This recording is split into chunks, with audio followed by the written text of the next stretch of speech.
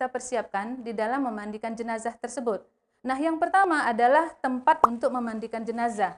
Nah, biasanya tempat itu ya seperti meja tetapi ada bolong-bolongnya supaya kotoran dapat keluar dengan mudah. Nah, kemudian yang kedua, ember. Ember kita gunakan untuk tempat atau wadah air yang kita gunakan untuk memandikan jenazah. Nah, selanjutnya air bisa kita letakkan di dalam ember atau langsung dari selang ya, yang langsung kita gunakan untuk memandikan jenazah. Kemudian gayung. Nah, gayung harus kita gunakan untuk mengambil air. Selanjutnya kapas bisa kita gunakan. Nah, kapas wajah seperti ini atau kapas seperti ini. Nah, kemudian cotton bud. Nah, cotton bud juga kita gunakan ya, cotton bud seperti ini. Nah, untuk menggosok lubang hidung atau kuping dan kotoran-kotoran yang ada di wajah jenazah. Nah, selanjutnya kapur barus. Kapur barus, nah seperti ini. Nah, tetapi kapur barus ini kita gerus dahulu. Kita tumbuk dahulu, kita haluskan, baru nanti akan kita beri air. Nah, selanjutnya daun bidara. Nah, atau juga boleh kita juga menggunakan buah jeruk purut. Nah, buah jeruk purut ini harus kita gunakan parutan untuk menghaluskan jeruk purut tersebut. Nah, baru kita letakkan di dalam wadah seperti ini dan kita berikan air. Nah, kemudian kain penutup. Ya, kain penutup mayat artinya jenazah ini tidak boleh kita lihat auratnya. Nah, ini adalah jenazah dari korban kecelakaan. Nah, kita lihat ya tangannya patah, yang satu juga entah kemana, ya. Kemudian kakinya juga mengalami cedera. Nah, kemudian handuk yang kita gunakan untuk mengelap jenazah ketika jenazah sudah dimandikan. Nah, kemudian sabun, ya, sabun boleh kita gunakan sabun batang, ya, tetapi sabun batang ini harus kita haluskan juga dulu. Ya, akan lebih baik lagi kalau kita menggunakan sabun cair seperti ini. Nah, kemudian kita juga gunakan sampo. Nah, sampo juga kita gunakan untuk membersihkan jenazah tersebut. Nah, adapun cara memandikan jenazah, yang pertama kita letakkan mayat di tempat mandi yang sudah kita sediakan. Inilah tempat mandinya. Ya, dan tempat ini sebaiknya berlobang-lobang sehingga kotoran tersebut akan mudah turun. Nah, kemudian selanjutnya menggunakan sarung tangan. Ini sarung tangan harus kita gunakan. Nah, kemudian air bersih ya. Tadi kita dalam ember ini harus kita gunakan. Kemudian sabun cair tadi. Nah, kemudian kapur barus. Nah, selanjutnya kita istinjakan dulu jenazah tersebut. Nah, dalam mengistinjakan jenazah, kita tidak boleh melihat aurat jenazah. Harus kita tutup. Ya, tidak boleh langsung. Maka, ya, Ibu siramkan aja airnya. Nah, mengistinjakan jenazah, Ibu disiram dalam memandikan jenazah sekurang-kurangnya ada 4 orang.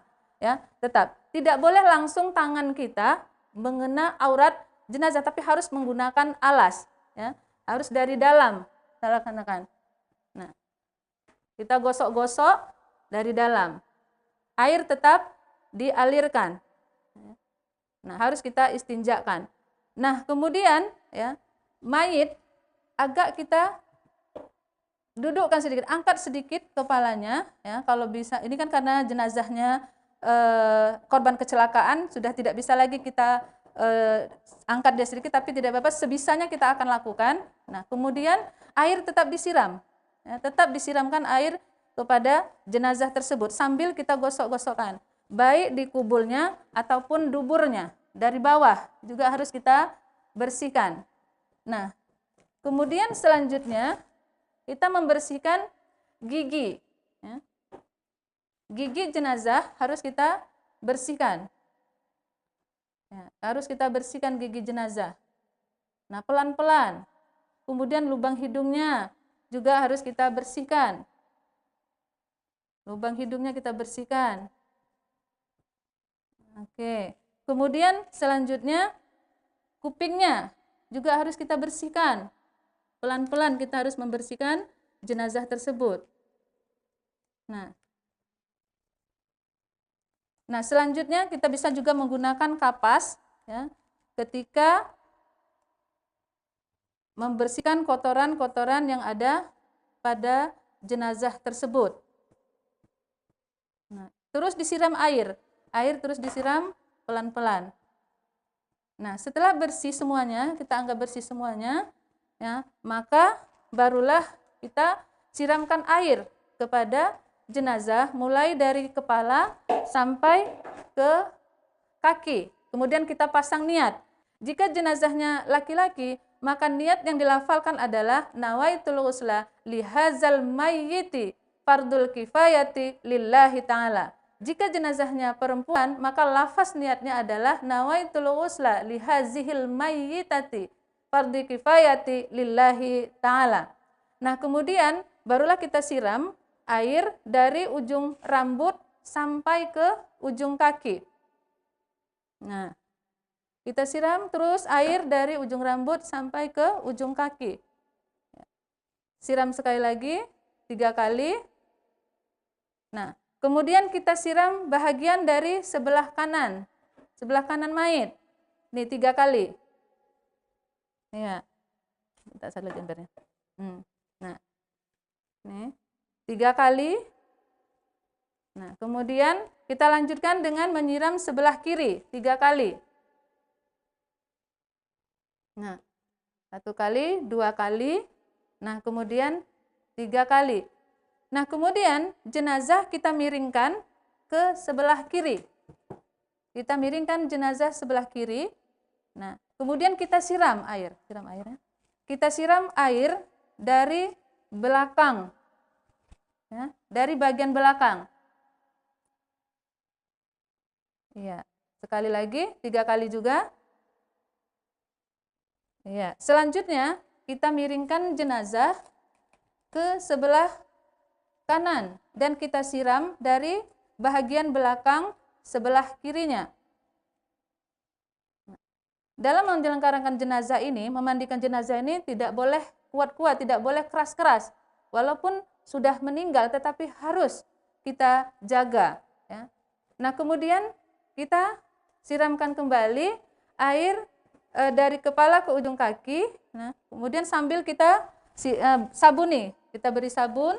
Ya, ini mana sabunnya? Ini kita sabun. Kita gosok-gosokkan ke badan jenazah. Ya, sambil disiram terus. Tangannya, jari-jari tangannya harus kita bersihkan. Kita sabunin. Ya. Kemudian seluruh badan harus kita sabuni. Sampailah ke kaki-kaki jenazah. Sambil terus menyiramkan air kepada jenazah tersebut. Nah, kemudian kita ambil sampo, ya. Kita sampo rambutnya. Sambil disiram-siram, ya. Kita sampo rambutnya sambil kita disiram-siram. Nah, setelah selesai kita menyabuni jenazah, maka kita menyiramkan jenazah dengan air bersih lagi. Ya, air bersih. Dari kepala pelan-pelan, ya. Pelan-pelan airnya kita siram dari kepala sampai ke kaki. Nah, kemudian air kapur barus. Air kapur barus kita siramkan ke jenazah tersebut. Kemudian air daun bidara dan juga air jeruk purut kita siramkan kepada jenazah tersebut, ya, agar jenazah tersebut tidak mudah dikerumuni binatang seperti semut dan sebagainya. Nah, selanjutnya kita akan melakukan wudhu terhadap jenazah tersebut. Nah, dalam melakukan wudhu ini sama seperti kita melaksanakan wudhu ketika kita dalam keadaan hidup. Nah, tapi niat untuk melaksanakan wudhu jenazah ini adalah nawaitul wudhu'a lihazal mayyiti lillahi ta'ala. Jika jenazahnya laki-laki. Namun jika jenazahnya perempuan, niat yang kita lafalkan adalah nawaitul wudhu'a lihazihil mayyitati lillahi ta'ala. Barulah kita wudhukan pada jenazah tersebut kita siram dulu wajahnya ya, secara merata. Sunat 3 kali kita siram wajahnya. Kemudian kita siram tangan kanannya. Pakai air. Nah, dari ujung jari sampai ke siku. Dari ujung jari sampai ke siku. Nah, kemudian tangan kirinya. Ini karena tidak ada tangan kiri, karena dia adalah korban kecelakaan, tangan kirinya putus dan tidak tahu entah kemana, maka kita siramkan saja apa yang masih bisa kita siram di bagian lengan yang tertinggal. Nah, kemudian selanjutnya kita siram kepalanya. Ini juga 3 kali. Kemudian telinganya juga 3 kali. Oke.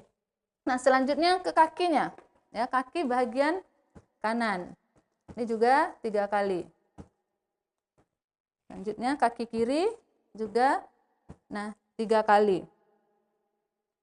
Nah, oke Ananda, demikianlah pelaksanaan memandikan jenazah tersebut. Nah, ini kain jenazah kain untuk penutup jenazah ini kan dalam keadaan basah, ya, dalam keadaan basah. Maka harus kita ganti dengan kain kering. Ya, caranya seperti ini. Tidak boleh langsung kita angkat basahannya, tetapi harus kita tutup dulu. Nah, kita pasang kain penutupnya, baru basahan tadi, ya, basahan tadi pelan-pelan kita tarik kembali, sehingga kain penutup jenazah tersebut ya, adalah sudah kering. Ya. Nah, demikianlah cara memandikan jenazah